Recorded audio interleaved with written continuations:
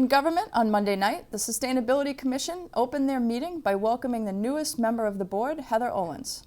The board then got to work editing major points of the Sustainability Action Plan. The meeting ended with a discussion of the rain barrel distribution program and how they can be viewed and purchased on the Norwood DPW website. Their next meeting will be Monday, April 26th. The main topic of discussion at Tuesday night's Board of Selectmen meeting focused on a public hearing with UAV LLC regarding the installation of barriers and measures they have taken to protect public safety. The hearing consumed most of the 2-hour meeting with input from several town officials, town council, and legal representation for MS Walker, whose property is directly next to UAV. Yes, thank you, Mr. Chairman. Yes, in my letter to the Zoning Board of Appeals, November of 2020, one of my requests was fall protection provided at the top of the wall. This is a very substantial drop-off there. It's the property was earth excavation going on, so it's not a secure slope as far as loam and seed and trees. So I felt it was a dangerous situation.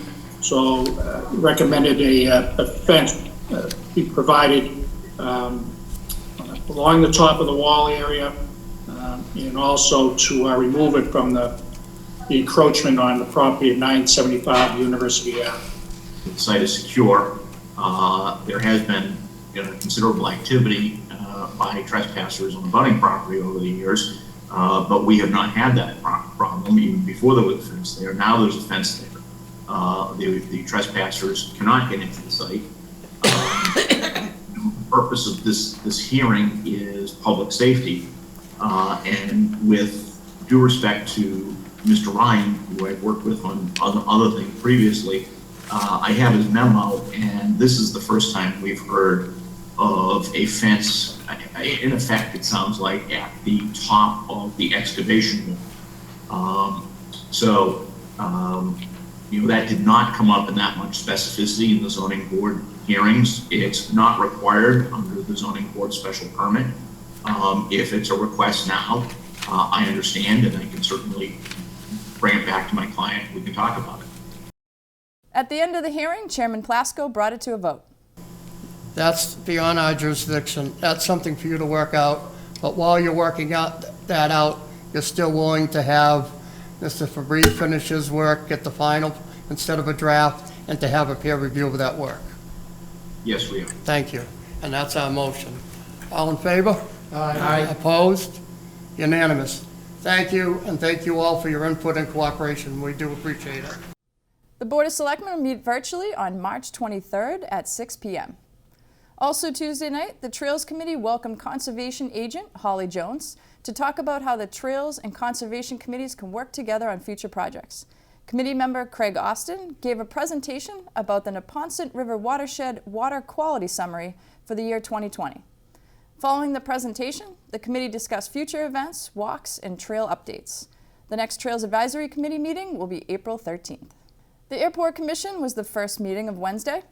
The board approved a payment request that involved post-construction monitoring to Du Bois & King, and Russ McGuire gave his airport manager's update. Boston Executive Helicopter was issued a 30-day notice regarding a late rental fee, and a letter will be sent to BEH on behalf of the commission. Thank you, Attorney. It's great advice, and you're absolutely right. So the motion by Mr. Sheehan would be a letter to BEHCC flight level regarding the use of premise, Section 4, and also discussion about the unanimous vote to allow an easement on the west apron for flight levels fueling operations. So there's a motion. Is there a second? Second.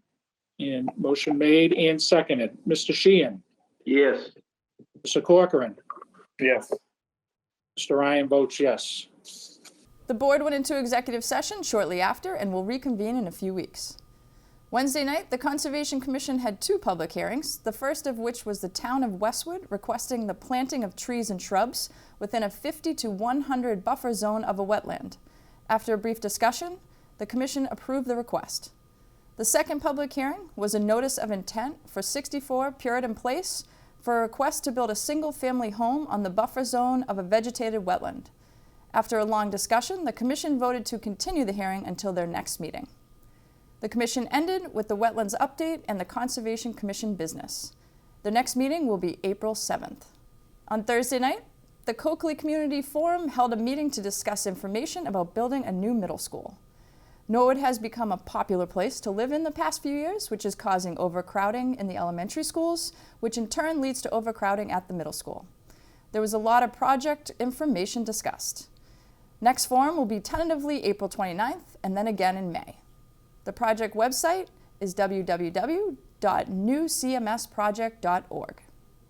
For complete government coverage, tune into the NCM Government channel or watch on demand at norwoodcommunitymedia.org.